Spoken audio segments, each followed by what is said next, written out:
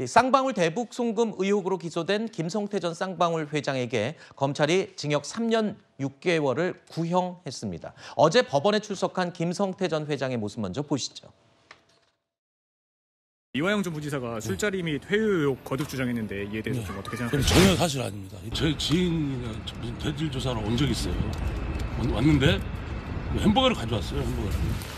교도관들이 햄버거에 두 강 넣으면 어떻게 할 거냐고 난리 펴서 그것도 못 먹겠습니다. 그 정도로 이 수원구치소 직원들이 저를 특별 관리했고, 검사를 얘기한 이유는 정말로 예의 바르고 품격 있고 대한민국 검사가 이 정도의 인간성이 있다는 것은 정말 대단한 사람이다. 훌륭한 사람이다. 거꾸로 이화영이가 탁자치고 소리 지르고 그거 한두 번이 아니야. 근데.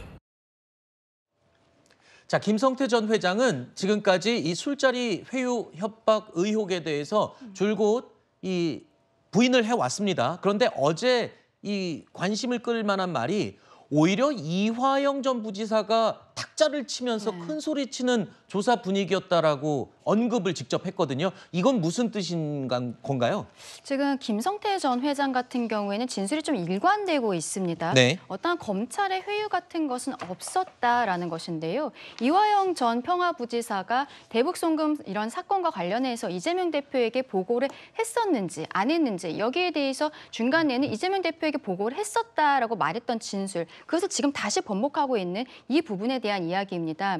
이화영 측에서는 여기에 대해 검찰에서 뭐 술판을 벌여줬다라는 등 뭐 이런저런 회유 의혹을 제기를 하고 있는데, 지금 김성태 회장이 한 이야기는 언론 앞에서도 이야기했지만 법원에서 어제 마지막으로 재판정에서 재판관님 앞에서도 이야기를 한 부분이라고 합니다. 네. 저기에서 한 얘기는 오히려 회유를 당하는 것이 아니라 이화영 전 부지사가 탁자를 치면서 검사에게 화를 내면서 그렇게 조사를 받았다. 그러한 태도를 가지고 있었다라는 이야기입니다. 그것은 회유를 당하는 것이 아니라 오히려 강하게 피의자로서 피고인으로서 더 강하게 나가고 있었다라는 이야기를 하는 것인데요.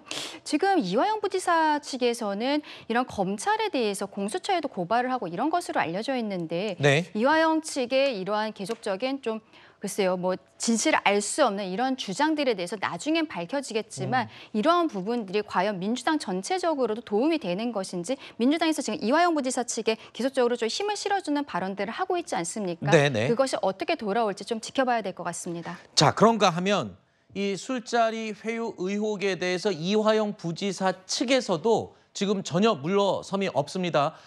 변호사를 통해서 되레 검사를 고발했다라면 지금 알려지고 있는데 어떤 내용으로 한 거죠? 일단 지난번에 검찰에서 입장문을 한번 발표한 적이 있죠.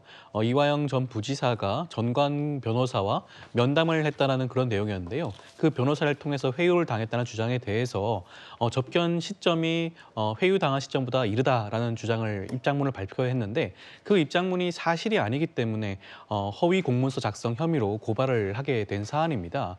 허위 공문서 작성은 업무와 관련해서 진실에 반하는 내용을 기재했을 때 적용되는 법조라고 할 수가 있죠.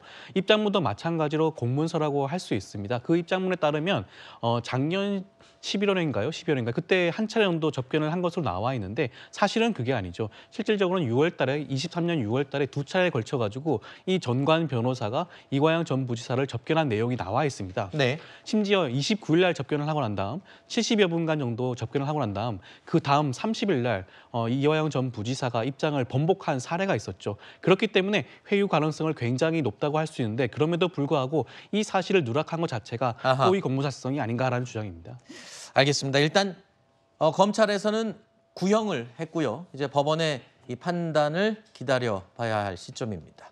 정치권 얘기는 여기서 마무리하고요. 네 분 인사드리겠습니다. 오늘 나오셔서 감사합니다.